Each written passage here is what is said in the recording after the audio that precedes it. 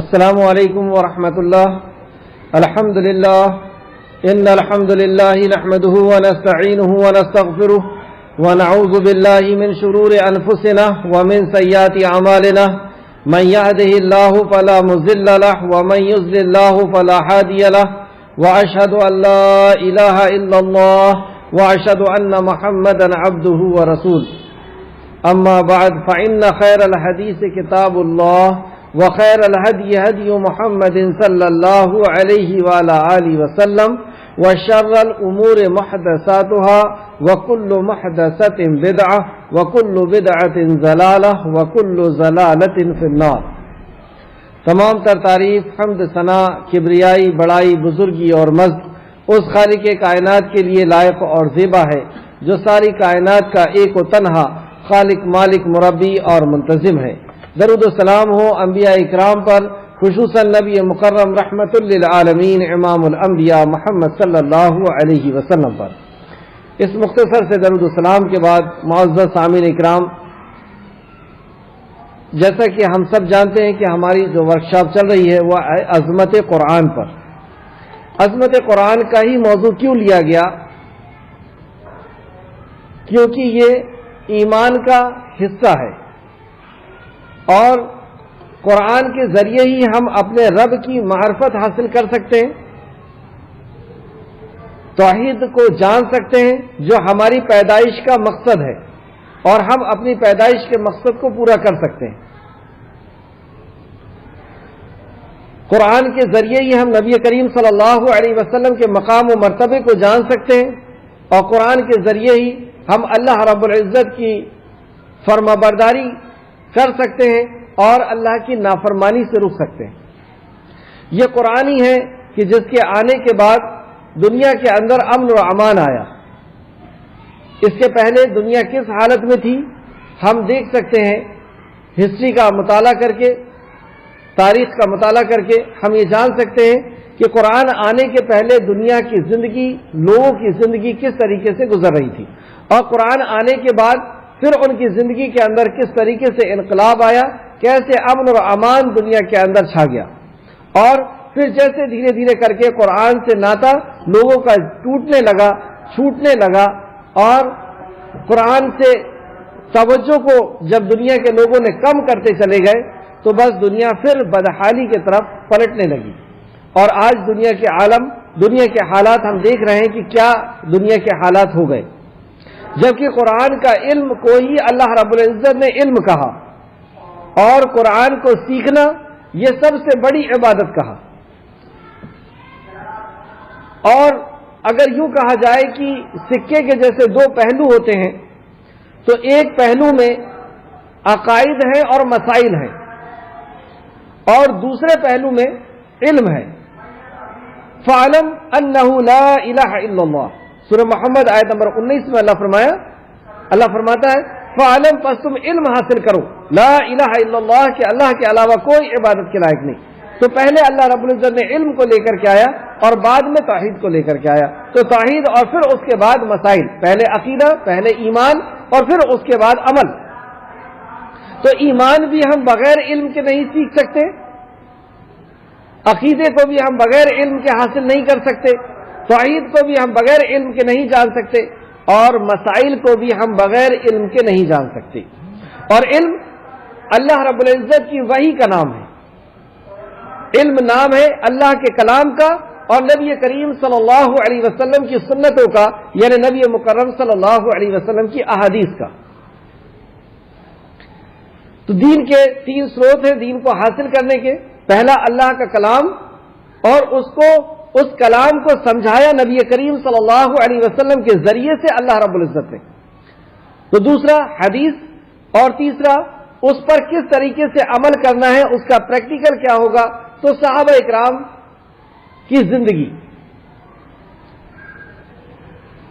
اس وجہ سے قرآن کی عظمت کو جب تک ہم نہیں جانیں گے، اس کے فضائل کو نہیں جانیں گے، اور انسان کی ایک کمزوری بھی ہے کہ جس چیز کی فضیلت اس کو زیادہ سمجھ میں آتی ہے وہ اس چیز کی طرف دوڑتا ہے.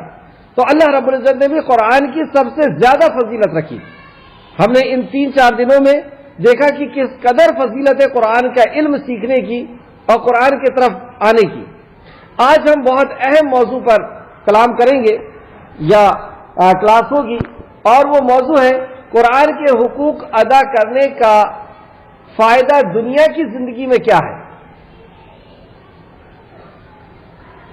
علم حاصل کرنا تو بہت قیمتی ہے، لیکن اگر ہم قرآن کا علم حاصل کریں گے اور قرآن پر عمل کریں گے تو دنیا میں ہمیں کیا ملے گا، اور اگر نہیں کریں گے تو دنیا میں کیا انجام ہوگا،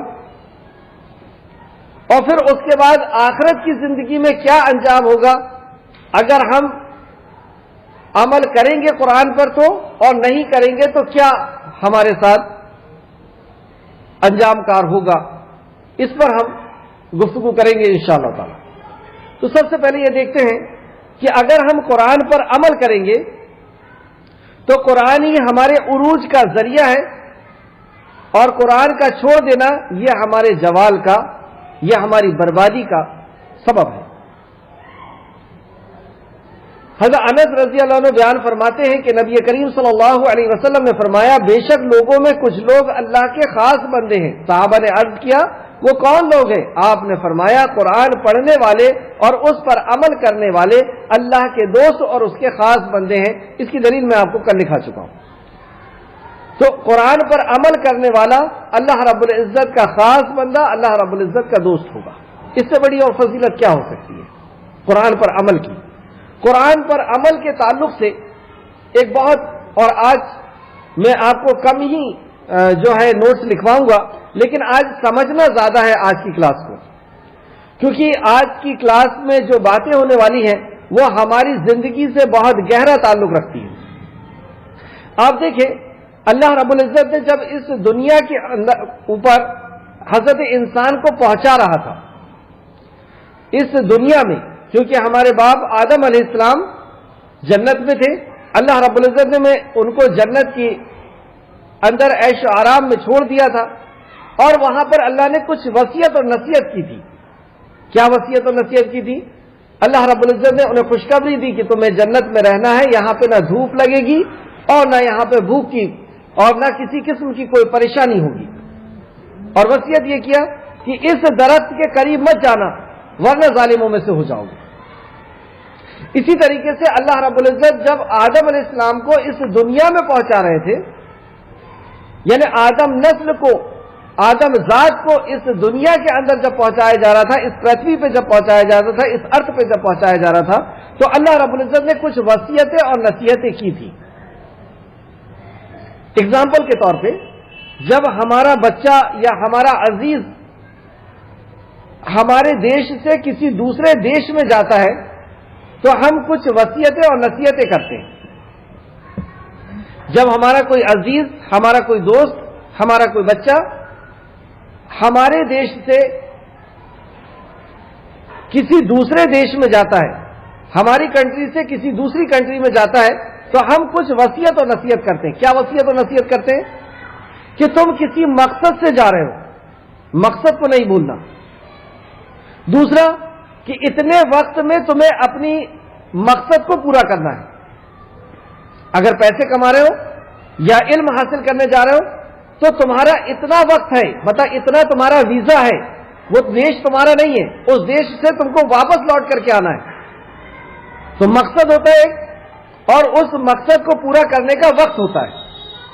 تیسرا کہ اس دیش کا کیا قانون ہے یہ بھی ہم اس کو بتاتے ہیں، کہ تم اگر سعودی جاؤ گے تو بیچ روڈ میں کھڑے ہو کر کے اگر سگریٹ یا تمباکو کھاؤ گے تو تمہارے اوپر کیس لگ جائے گا، تمہارے اوپر کارروائی کی جائے گی۔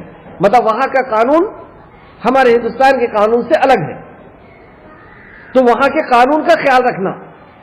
اور تیسرا، تمہارے مقصد کو پورا کرنے میں فلاں فلاں شخص یا فلاں فلاں چیزیں دشمن ہیں، اس دشمن کا خیال رکھنا۔ تو چار چیزوں کی ہم نصیحت کرتے ہیں۔ پہلا، تمہارا مقصد ہے۔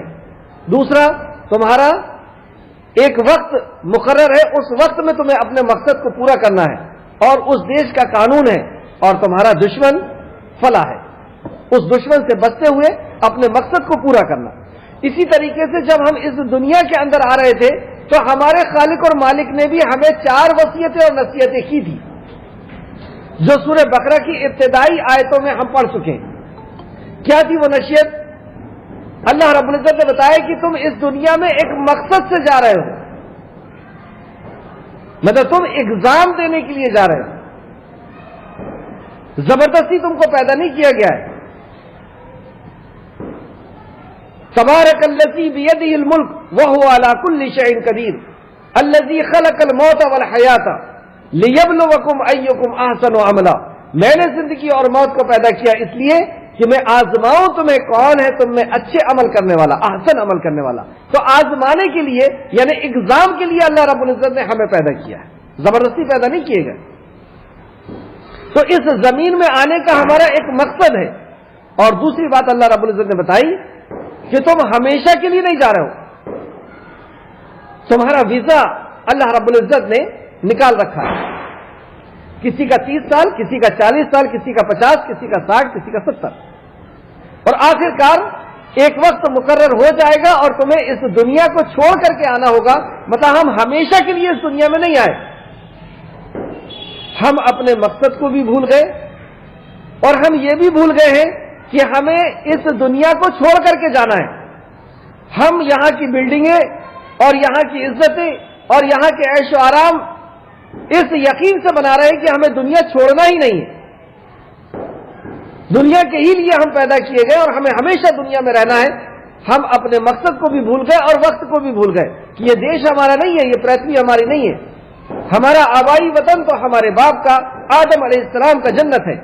اور اگر ہم اس لائق نہ ہوئے تو اللہ رب العزت جیسے ہر دیش ایک جیل بناتا ہے، اسی طریقے سے اللہ رب العزت کی بھی ایک جیل ہے جس کا نام جہنم ہے. اگر اس لائق نہیں ہوئے کہ جنت کے لوگوں کے ساتھ رہ سکے تو اللہ رب العزت جنتیوں کو پریشان نہیں کرے گا ہماری ذات سے. اللہ ہمیں محفوظ رکھے.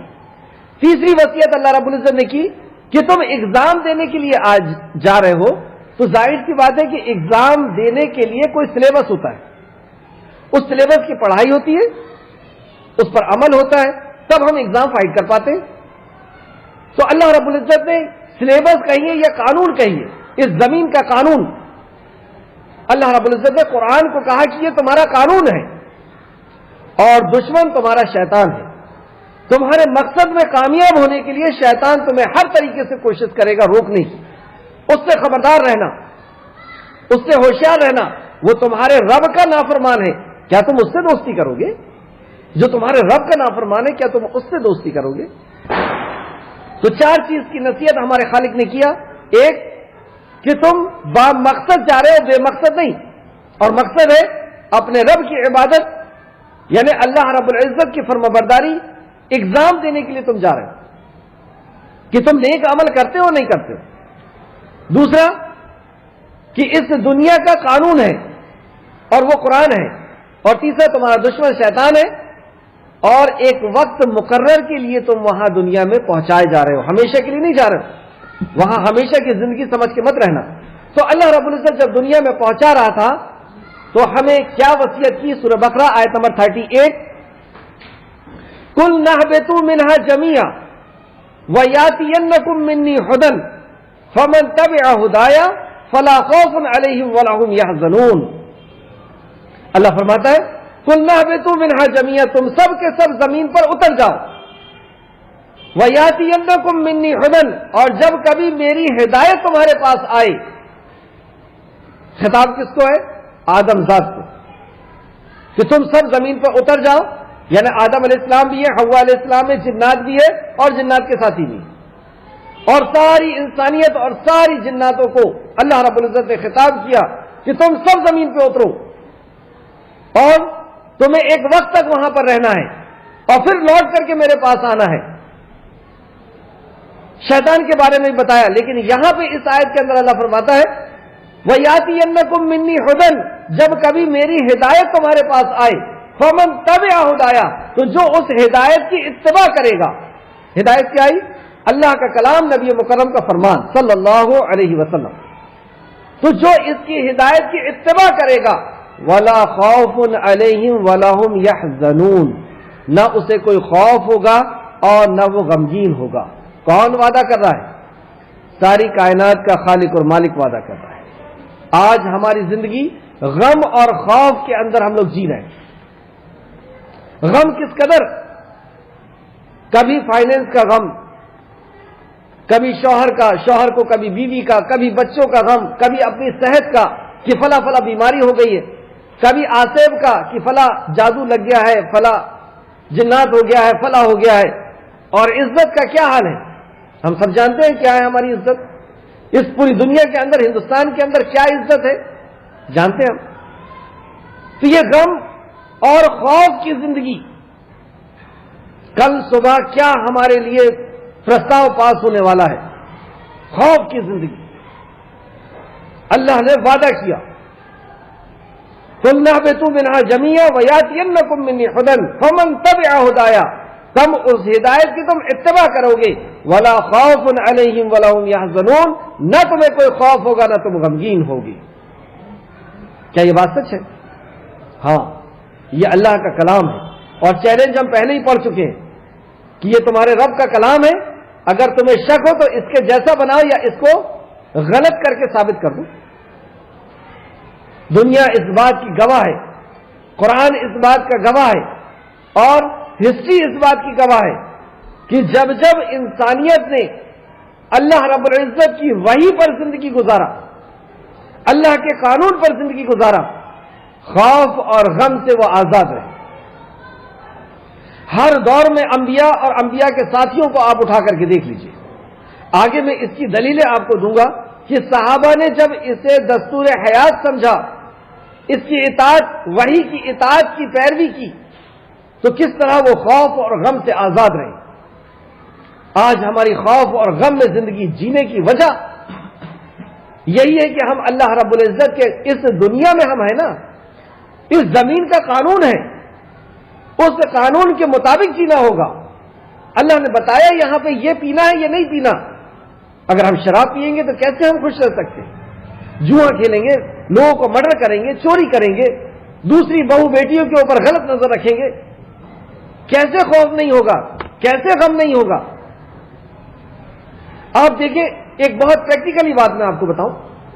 جب ہم کوئی گناہ کرتے ہیں تو آپ اپنے حالات پر غور کریے گا. ایک گھبراہٹ اور بے چینی جیسی ہوتی ہے، ایک خوف ہوتا ہے، مطلب ہمارا جسم بھی برداشت نہیں کر پاتا اللہ کے قانون کا النگھن، اللہ کے قانون کا انکار. ہماری طبیعت، ہماری روح، ہمارا جسم بھی برداشت نہیں کرتا، گھبراتا ہے، وہ ٹینشن میں رہتا ہے، فکر میں رہتا ہے.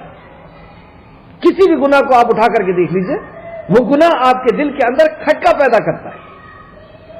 تو خوف اور غم سے تم بچ سکتے ہو صرف اس کلام سے. دوسری جگہ اللہ فرماتا ہے سورہ طٰہٰ آیت نمبر 124، وَمَنْ أَعْرَضَ عَنْ ذِكْرِي فَإِنَّ لَهُ مَعِيشَةً ضَنْكَ، جس نے میرے ذکر سے اعراض کیا، جس نے میرے کلام سے اعراض کیا، میں اس کی زندگی میں تنگی اور پریشانی کا گھیرا ڈال دوں گا. اللہ اکبر. کس نے فرمایا؟ اللہ رب العزت. جس نے میرے کلام سے اعراض کیا. کیوں تھے نبی مکرم اس قدر پریشان کہ اللہ رب العزت نے خود وہی نازل فرمایا کہ نبی اگر یہ اس کلام پر ایمان نہیں لائیں گے تو کیا اپنے آپ کو ہلاک کر لو گے؟ اس قسم سے کئی جگہ آیت اللہ نے فرمائی نبی مکرم کے لیے کہ اگر یہ ایمان نہیں لائیں گے تو کیا آپ مارے ٹینشن کے، فکر کے، پریشان ہو کر کے اپنے آپ کو ہلاک کر لیں گے؟ ایک دن رات میں نبی کریم صلی اللہ علیہ وسلم اٹھ کر کے جانے لگے. ماں عائشہ نے آپ کے دامن کو پکڑ لیا اور کہا کہ یا رسول اللہ آپ بخار میں تپ رہے ہیں. کہا مجھے جانے دے، وہ لوگ جہنم کی آگ سے بچ جائیں گے. اس قدر فکر و پریشانی کیوں تھی؟ کیونکہ نبی مکرم جانتے تھے کہ ان کی دنیا اور آخرت اس کلام پر ایمان لانے سے ہی بچ سکتی ہے.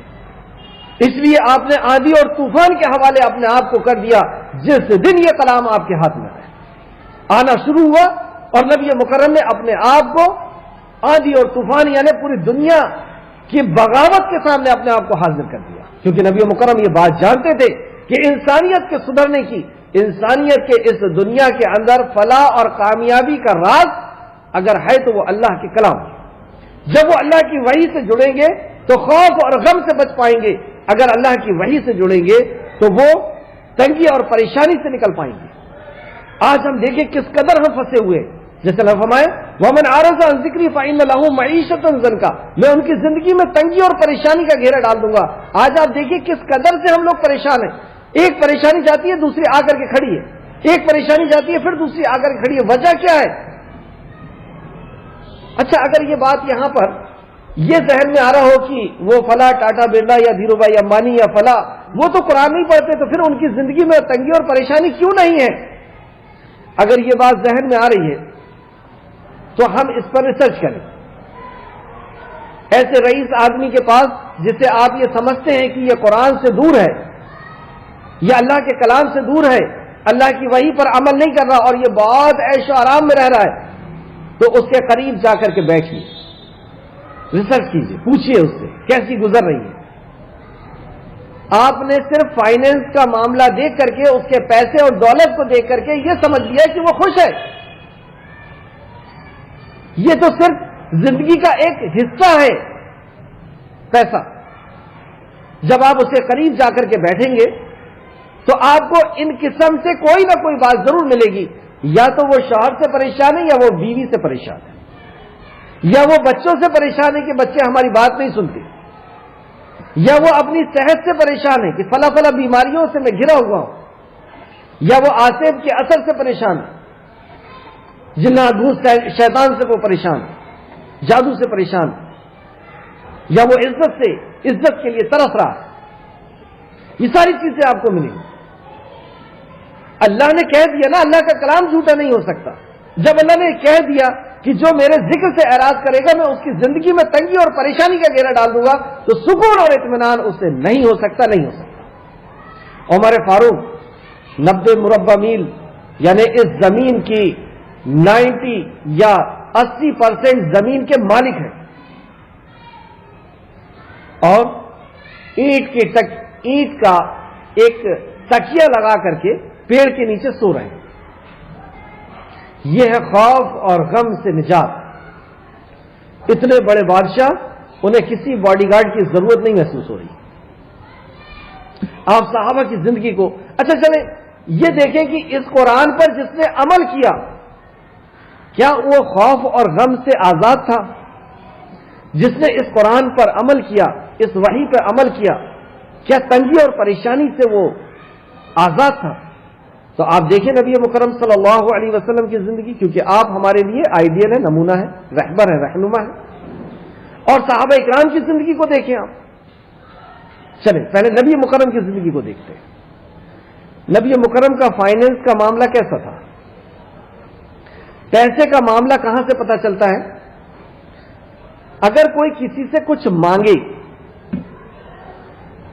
تو پتہ چلتا ہے کہ یہ بہت کمزور ہے پیسے کے معاملے میں، کیونکہ یہ مانگ رہا ہے، ہاتھ پھیلا رہا ہے۔ نبی مکرم صلی اللہ علیہ وسلم دنیا کی وہ واحد دھرم گرو، وہ واحد ہستی جنہوں نے اپنے بارے میں یہ کہا کہ میرے اوپر زکوٰۃ حرام ہے۔ آپ نے اپنے امتیوں کو بتا دیا کہ میں اور میرے اہل بیت، میرے گھرانہ بھی تم سے کچھ نہیں لے گا،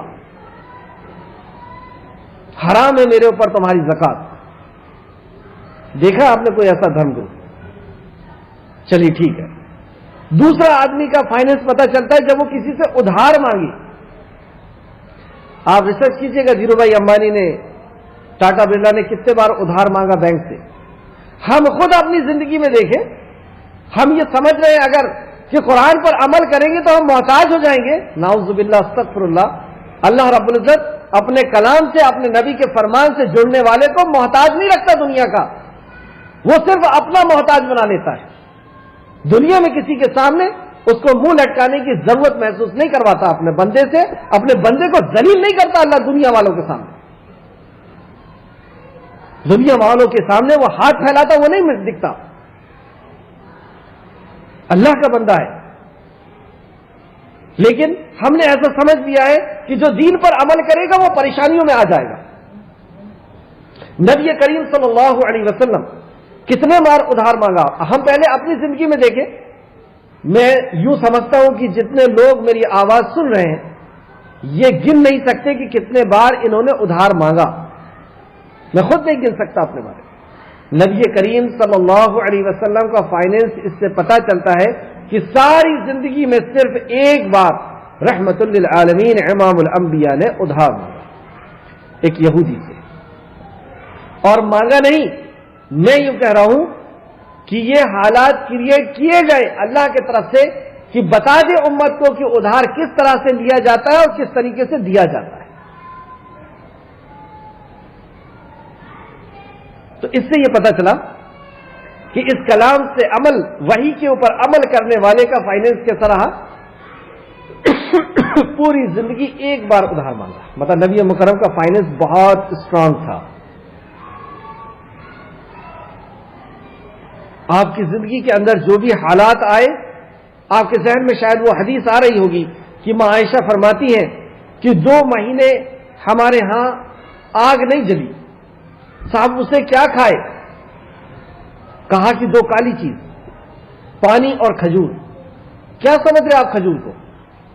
کھا کے بتائیں آپ اس کی جو قیمت ہے مدینہ کے کھجوروں کی، آپ کے کھانے میں اور اس میں کیا ڈفرنس ہے.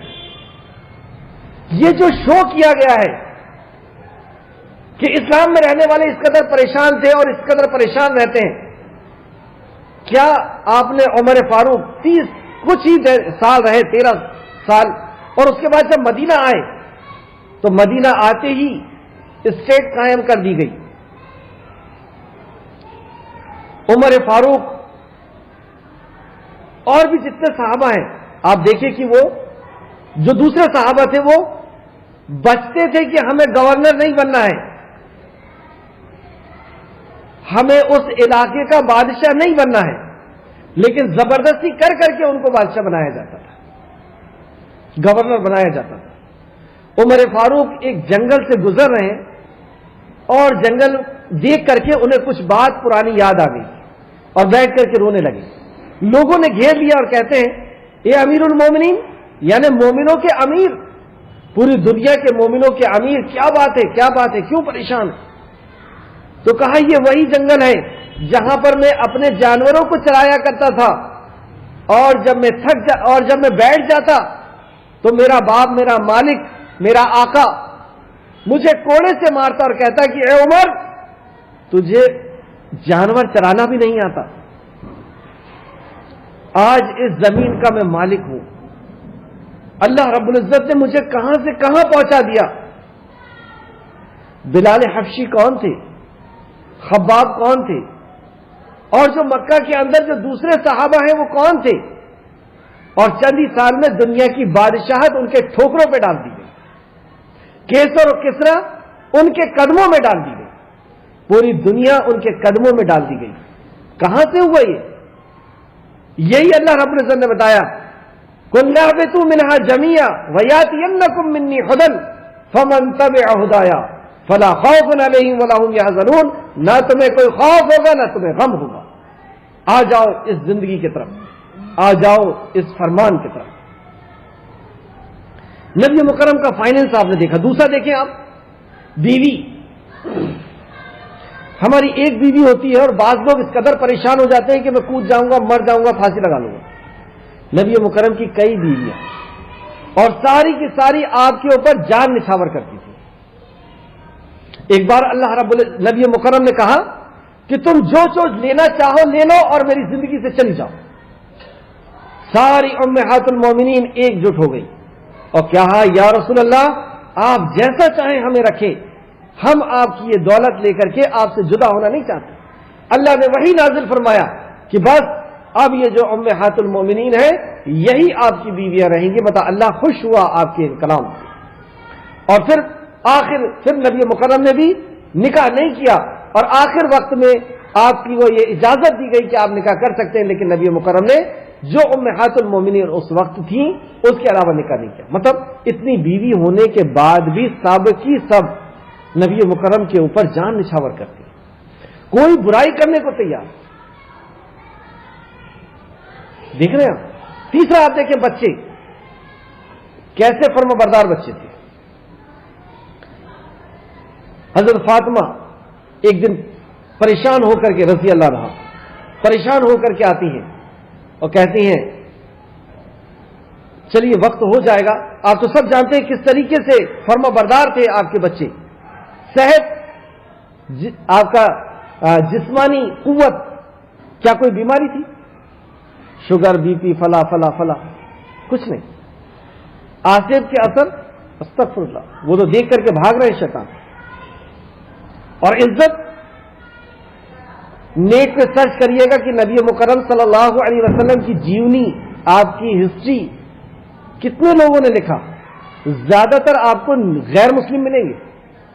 عرب کا چاند, ریگستان کا دیوتا, اس طریقے سے الگ الگ نام کے اوپر نبی مکرم صلی اللہ علیہ وسلم کی مسلمان کیا غیر مسلموں نے اور سائنٹسٹوں نے دا 100 ایک بک لکھی گئی, مائیکل ہارٹ نے اسے لکھا, جو دنیا کے اوپر ایسے لوگوں کو نے انتخاب کیا جنہوں نے دنیا کے اوپر گہرا اثر ڈالا.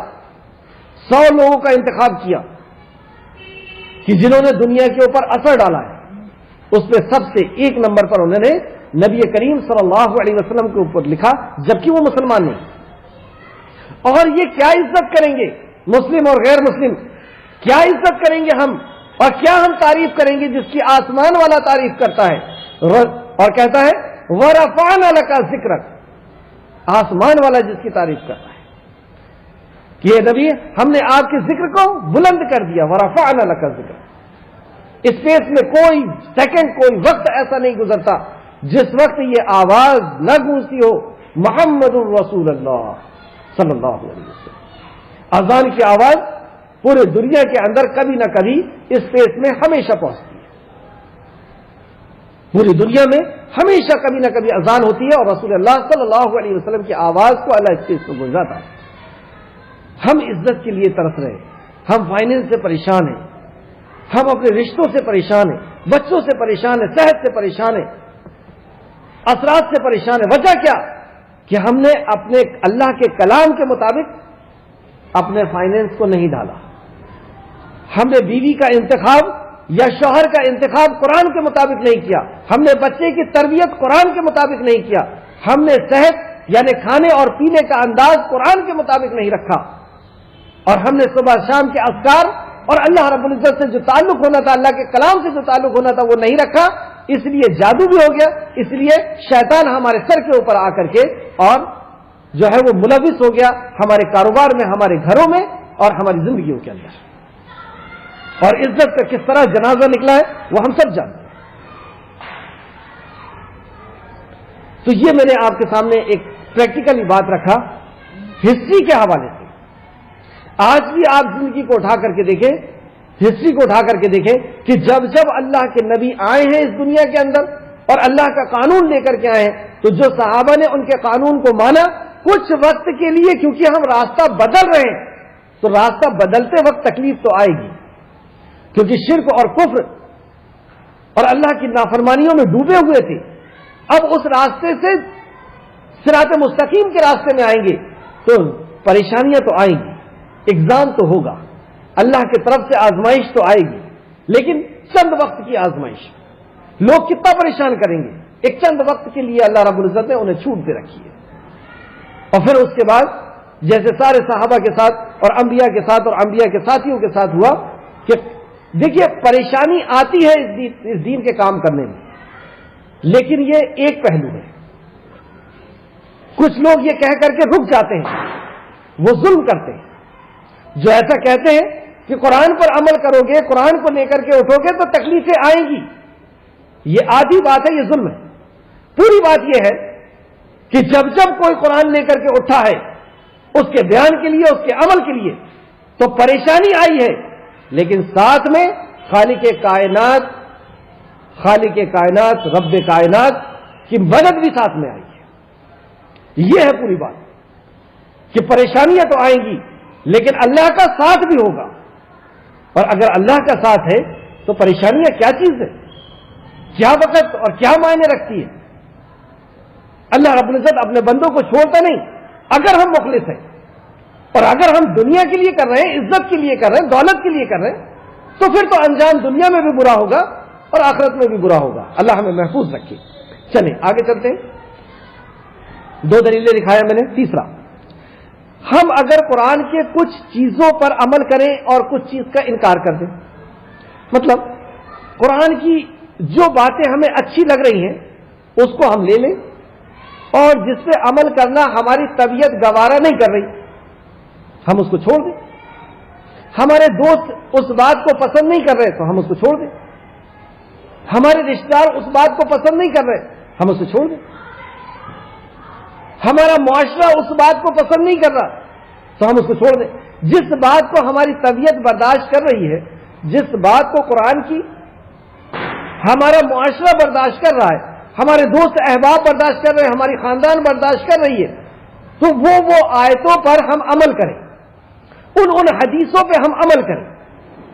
اور جس سے ہمارا معاشرہ متفق نہیں ہے، ہمارے دوست متفق نہیں ہیں، ہمارے رشتہ دار متفق نہیں ہیں، ایگری نہیں ہیں، تو ہم قرآن کی ان آیتوں کو چھوڑ دیں. تو اس کا مطلب یہ ہوا کہ ہم نے قرآن کے اتنے حصے کو عمل کے قابل نہیں سمجھا. اللہ کیا ہوا؟ ہم نے قرآن کے اس حصے کو عمل کے قابل نہیں سمجھا. تو کیا ہے ایسے شخص کی سزا کہ جو 90% قرآن پر عمل کرے، 10% نہ کرے؟ اور اگر اچھا چلیں، ایک بہت قیمتی بات یاد آئی. آپ ایک گراف بنائیں، آپ ایک اپنی زندگی کا ایک معائنہ کریں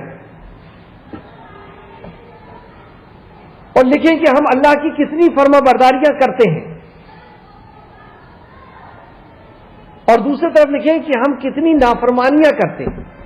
مجھے امید ہے کہ جتنے لوگ میری بات سن رہے ہیں، 2-3 بات ہی ایسی ہوگی جس پہ ہم عمل نہیں کر پا رہے، بس وہی ایگزام.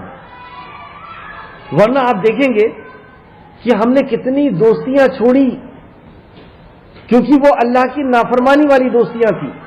کتنے کاروبار چھوڑے، کتنے رشتہ داریاں چھوڑی، کتنے حرام کام چھوڑے، کتنی حرام دولتیں چھوڑی، کتنی چیز کھانے اور پینے کی ہمیں پسند تھی لیکن چھوڑ دیے کیونکہ وہ حرام ہے. تو اس قدر ہم نے اللہ کی فرمانبرداری کرتے ہوئے یہاں تک پہنچے ہیں. اب وہ جو 2-3 پوائنٹس ہیں جو ہم نافرمانیاں کر رہے ہیں، اگر ہم اس کو اپنے دل کو مضبوط کر کے اگر ہم اس پہ ڈٹ جائیں گے تو فائدہ کیا ہوگا؟ نبی کریم صلی اللہ علیہ وسلم نے فرمایا، تم میں کچھ لوگ اللہ کے خاص بندے ہیں. صحابہ نے پوچھا کون؟ فرمایا وہ جو اللہ کے کلام پر عمل کرتے ہیں، وہ اللہ کے دوست اور اس کے خاص بندے. تو اللہ کا دوست اور اس کا خاص بندہ بننے کے لیے وہ 2-3 ہی پوائنٹس ہیں، وہ 2-3 ہی عمل ہے جس کو ہمیں دل کو مضبوط کر کے، اسی کا نام تقویٰ ہے. کہ چھوٹے سے چھوٹے گناہ سے رک جانا، بڑے سے بڑا گناہ سے رک جانا، یہی تقویٰ ہے. تو میں بتا یہ رہا تھا کہ ہم 90% عمل کریں قرآن پر، 10% نہ کریں. 50% عمل کریں، 50% نہ کریں. تو اس کے لیے اللہ کیا فرماتا؟ سورہ نمبر 2 سورہ بقرہ آیت نمبر 85 اللہ رب العزت فرماتا ہے 85 میں، افتؤمنون ببعض الکتاب وتکفرون ببعض، کہ تم نے بعض پر ایمان لایا اور بعض کا انکار کیا. مطلب قرآن کے کچھ حصے پر تم عمل کرتے ہو، کچھ حصے کا تم انکار کرتے ہو. تو ایسے شخص کی کیا سزا ہو کہ دنیا میں بھی ذلت کی مار ماری جائے اور آخرت میں بھی ذلت کی مار ماری جائے گی. دنیا میں بھی ذلت کی مار ماری جائے اور آخرت میں بھی ذلت کی مار ماری جائے گی. آج مسلمان کے ساتھ یہی تو ہو رہا ہے. مسلمان کئی عمل کرتے ہیں اسلام کے اور کئی کو قابل عمل نہیں سمجھتے. جیسے سب سے پہلا عمل علم حاصل کرنا، یہ سب سے پہلا فرض ہے. طلب العلم فریضۃ علی کل مسلم. مسلمان اس کو ضروری نہیں سمجھتا، چھوڑ دیا. نماز کو ضروری سمجھتا ہے، لاکھوں روپے کی مسجد بناتا ہے. روزے کو ضروری سمجھتا ہے، روزہ رکھتا ہے. حج کو ضروری سمجھتا ہے، حج کرتا ہے. کبھی پردے کو صحیح سمجھتا ہے، کبھی نہیں سمجھتا. تو کچھ لوگ پردہ کرتے ہیں، کچھ لوگ پردہ نہیں کرتے. کچھ لوگ بیاج کے کاروبار کو صحیح سمجھ رہے ہیں، کچھ لوگ نہیں سمجھ رہے. کچھ لوگ شراب کو صحیح سمجھ رہے ہیں، کچھ لوگ نہیں سمجھ رہے. کچھ لوگ چھپی ہوئی دوستی کر رہے ہیں اور کچھ لوگ چھپی ہوئی دوستی نہیں کر رہے. تو کچھ پر ایمان لا رہے ہیں، کچھ کا انکار کر رہے ہیں. تو کیا سزا ہو کہ دنیا میں ذلت کی مار ماری جائے. کیوں مسلمان کو مارا جا رہا ہے ذلت کی مار؟ کیونکہ اس نے اسلام کو تماشا بنایا. اس کو دیکھ کر کے لوگ یہ سمجھ رہے ہیں کہ اسلام ایسا ہے. اس کے عمل کو دیکھ کر کے لوگ سمجھ رہے ہیں کہ اس کا دھرم گرو ایسا ہوگا. نعوذ باللہ استغفر اللہ. ہم نے اپنے اعمال سے دین کو داغدار کر دیا، کیونکہ ہمیں دیکھ کر کے لوگ یہ سمجھ رہے ہیں کہ اسلام ایسا ہے، ان کا قرآن ایسا ہے، ان کا دھرم گرو ایسا ہے. کیونکہ وہ تو قرآن و حدیث کو نہیں پڑھ رہے نا، وہ تو ہمارے عمل کو دیکھ کر کے سمجھیں گے کہ یہ کیا ہے، یہ کیسا عمل کر رہا ہے. ریاض پیٹر کر کے ایک عیسائی عالم تھے، جنہوں نے پوپ تھے، جنہوں نے مصر میں ایک بہت بڑے عیسائی مدرسے میں اپنی تعلیم حاصل کی، اور وہ اس وقت کے پوپ کے بیٹے تھے، اور پوپ کی سیٹ پہ اب یہ بیٹھنے والے تھے. مطلب ساری عیسائیت کا سب سے بڑا دھرم گرو بننے والے تھے. لیکن ریاض پیٹر اپنے والد سے جو پوپ ہیں ان سے 3 سوال کرتے ہیں. کہتے ہیں بابا جان یا ابو یا جو بھی وہ کہتے ہوں گے، پاپا میں 3 بات سے میں بہت پریشان ہوں، بے چین ہوں، مجھے یہ سوال کا جواب چاہیے. باپ کہتا ہے پاپ کیا ہے بیٹا تمہارے ذہن میں سوال؟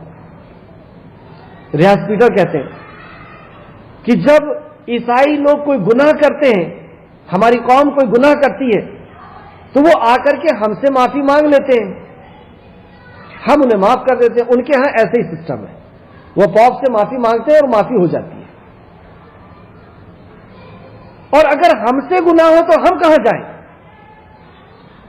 تو پوپ کے پاس اس کا جواب نہیں تھا. پوپ یہ کہتے ہیں بیٹا یہ سب باتیں مت سوچا کرو، ہم سے کوئی غلطی نہیں ہوتی، اور ہم سب کی غلطی لے کر کے تو عیسیٰ صلیب پہ چڑھ گئے، اب کوئی غلطی کا سوال نہیں، ایسی بات ذہن میں مت لاؤ.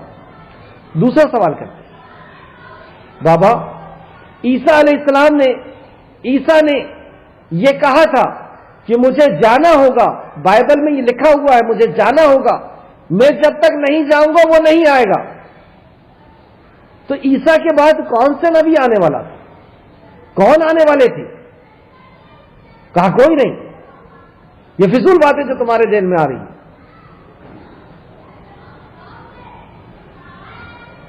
کہا نہیں، انہوں نے یہ کہا تھا میرے بعد وہ آئیں گے. کہا کہ وہ یوحنا وہ تھے جبرائیل کو وہ کچھ دوسرے نام سے کہتے، تو یہ بھی پڑھے لکھے تھے، یہ کہتے ہیں ریاض پیٹر نہیں وہ تو جبرائیل ہے، وہ تو جبرائیل ہر نبی کے اوپر آتے ہیں، کوئی نبی انسان میں سے کوئی نبی آنے والا ہے. کیا کسی نے جھوٹا دعویٰ کیا ہے نبوت کا؟ اپنے باپ سے کیا پوچھ رہے؟ کیا کسی نے جھوٹا ہی دعویٰ کیا ہے نبوت کا؟ وہ مجھے بتا دو.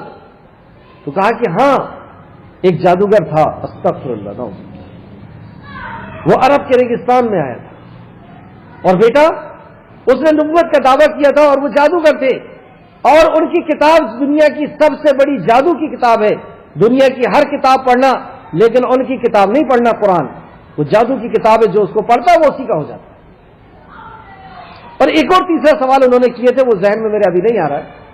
ریاض پیٹر یہ کہتے ہیں کہ انسان کی ایک فطرت اللہ نے بنائی ہے کہ اس کو جس چیز سے روکا جاتا ہے وہ کام ضرور کرتا ہے. جیسے آپ کو یہ کوئی کہے کہ دائیں طرف نہیں دیکھنا، تو آپ ضرور دیکھیں گے ہے کیا آخر.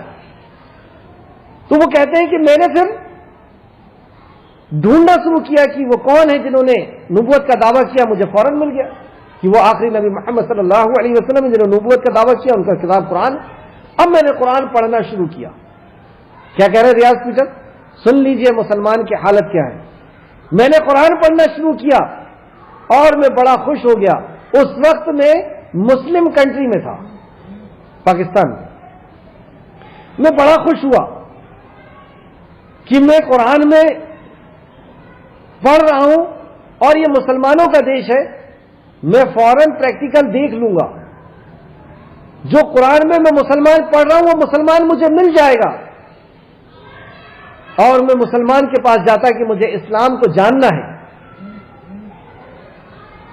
اور میں اس یقین کے ساتھ جاتا کہ جیسے بکلیٹ میں کوئی پڑھے کہ سونی کمپنی کا فلاں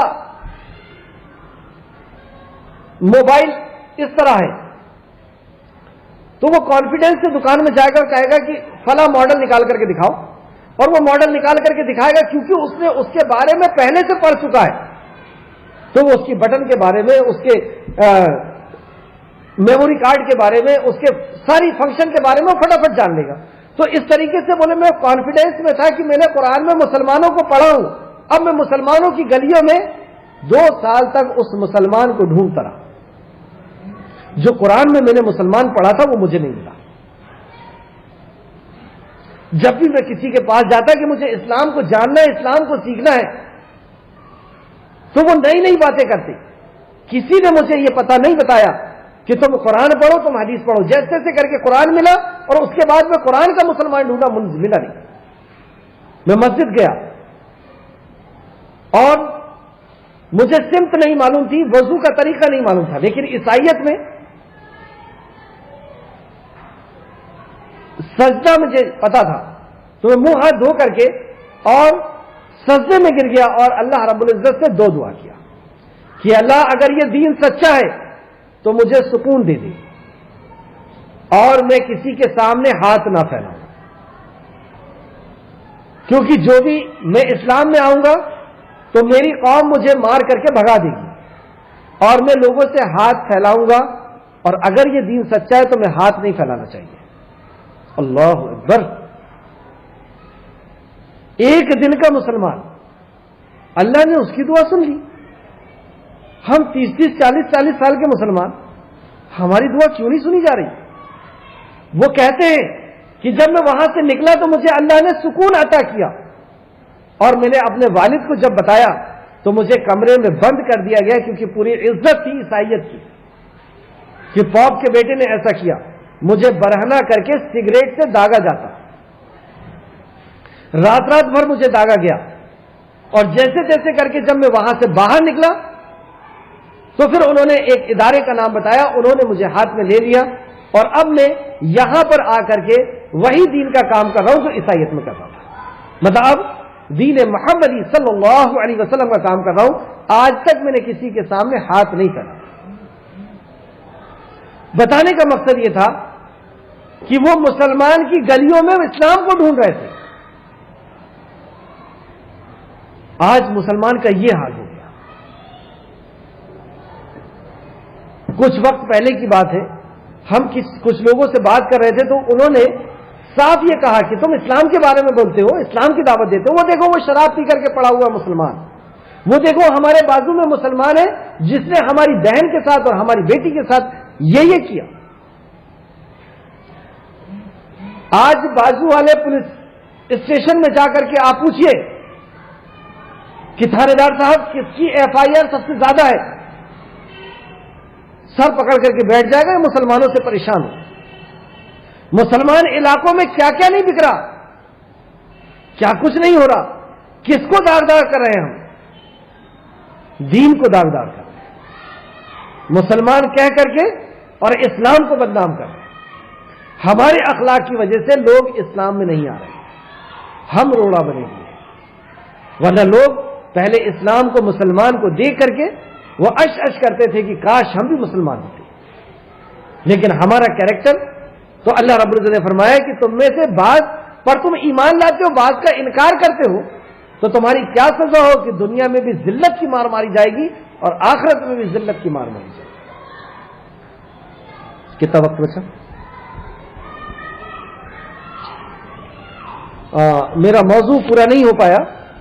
اس کے بعد تھا کہ آخرت میں کیا انجام ہوگا، انشاءاللہ تعالی اس کو اگلی کلاس میں لیں گے، اور اگلی کلاس میں ہمارا یہ ورکشاپ قرآن کا اپنے اختتام کو پہنچے گا۔ اللہ رب العزت سے دعا ہے کہ اللہ رب العزت ہمیں پورا کی پورا، جیسے اللہ فرماتا ہے سلم کافہ، اسلام میں پورے کے پورے داخل ہو جاؤ۔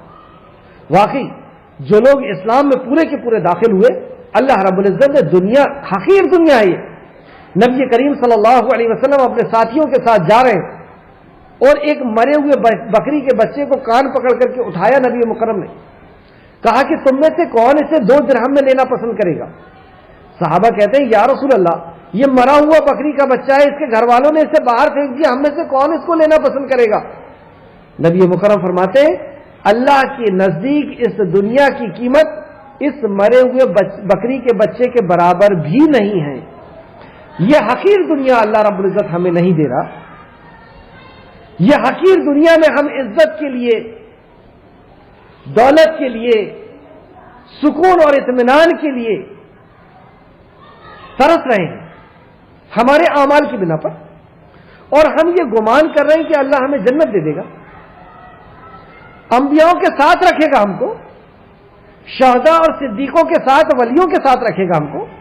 ہمارا وہ کیریکٹر ہے۔ جنت میں تو صرف یہی لوگ ہوں گے، انبیاء ہوں گے، صدیق ہوں گے، شہداء ہوں گے، ولی ہوں گے، بزرگان دین ہوں گے، ان کے ساتھ رکھے گا ہم کو اللہ۔ یہ حقیر دنیا میں اللہ رب العزت نے ہمیں بتا دیا کہ میں اس قدر ناراض ہوں تم سے کہ یہ حقیر دنیا نہیں دے رہا میں تمہیں، اور آخرت کا ہم سوال کریں۔ ہمیں اپنے حالات کو بدلنا ہوگا۔ اللہ رب العزت نے قرآن میں فرمایا کہ میں اس قوم کی حالات نہیں بدلتا جب تک وہ اپنے حالات نہ بدلیں، اپنے حالات یعنی اپنے عمل نہ بدلیں۔ جب تک ہم اپنے عمل نہیں بدلیں گے اللہ رب العزت ہمارے حالات نہیں بدلیں گے۔ کچھ وقت کے لیے اس نے سکون اور اطمینان اگر دیا بھی ہے تو ہم اس پر یہ نہ سمجھیں کہ ہمارا رب ہم سے راضی ہے۔ ابھی کچھ دولت دے دیا ہے، کچھ شہرت دے دیا ہے، تو ہم یہ نہ سمجھیں کہ وہ راضی ہے۔ کب وہ ہماری پکڑ کرے گا پھر سمجھ میں آ جائے۔ اللہ ہمیں اپنی پکڑ سے بچائے، اللہ ہمیں صحیح معنوں میں فی السلم کافہ، اسلام میں پورے۔ ہاں ایک مسئلہ اور، شیطان ہمیں ڈراتا ہے کہ پورے اسلام پہ عمل کرو گے تو عزت چلے جائے گی، شہرت چلے جائے گی، دولت چلے جائے گی، رشتہ داریاں ختم ہو جائے گی۔ یہ شیطان کا ہے یہ حربہ۔ جب ہم اللہ کے دین پر عمل کریں گے، نبی کے فرمان پر عمل کریں گے، اللہ کے محبوب کے فرمان پر عمل کریں گے، کیا اللہ ہم سے عزت چھین لے گا، دولت چھین لے گا، شہرت چھین لے گا، اولاد چھین لے گا؟ یہ کیسا گمان ہے ہمارا، یہ کیسا ایمان ہے ہمارا کہ ہم اللہ کی فرمانبرداری کریں گے اور اللہ ہمیں لوٹ لے گا، ہمیں برباد کر دے گا، ہمیں بے عزت کر دے گا؟ کس کو کیا اللہ نے ایسا؟ بتائیں آپ ہسٹری اٹھا کر کے دیکھیں۔ جس نے اللہ کے کلام کو اپنا دستور حیات سمجھا، کیا اللہ رب العزت نے اس کو رسوا کر دیا؟ تو یہ شیطان کی طرف سے ہے کہ پورے دین پر عمل مت کرو، یہ پریشانی کچھ نہیں آئے گی۔ پریشانی آئے گی، میں نہیں کہتا نہیں آئے گی، لیکن دوسرا پہلو کیا ہے کہ اللہ کا ساتھ بھی ہوگا۔ اب اللہ کا ساتھ ہے تو آنے دو پریشانی، کیا دقت؟ ساری کائنات کا خالق اور مالک ساتھ میں ہے، وہ ذات ساتھ میں ہے جس کے کن پر پوری دنیا کہ جس کے کن کے لیے پوری دنیا محتاج، ہوا چلنے کے لیے محتاج، پتا گرنے کے لیے محتاج، دانا اگنے کے لیے محتاج، سورج نکلنے کے لیے محتاج، ہوا چلنے کے لیے محتاج، ایک ایک سانس دل دھڑکنے کے لیے اس کی اجازت کا محتاج، سو کر کے اٹھنے کے لیے، نیند سے بیدار ہونے کے لیے اس کے حکم کا محتاج۔ وہ خالق کائنات جب ساتھ میں ہو جائے گا پھر کیا ڈر ہے؟ پھر کس چیز کا غم ہے؟ اللہ رب العزت ہمیں صحیح معنوں میں اپنی محبت عطا فرما دے۔ اللہ رب العزت ہمیں صحیح معنوں میں ایمان والا بنا دے۔ اللہ رب العزت ہمیں صحیح معنوں میں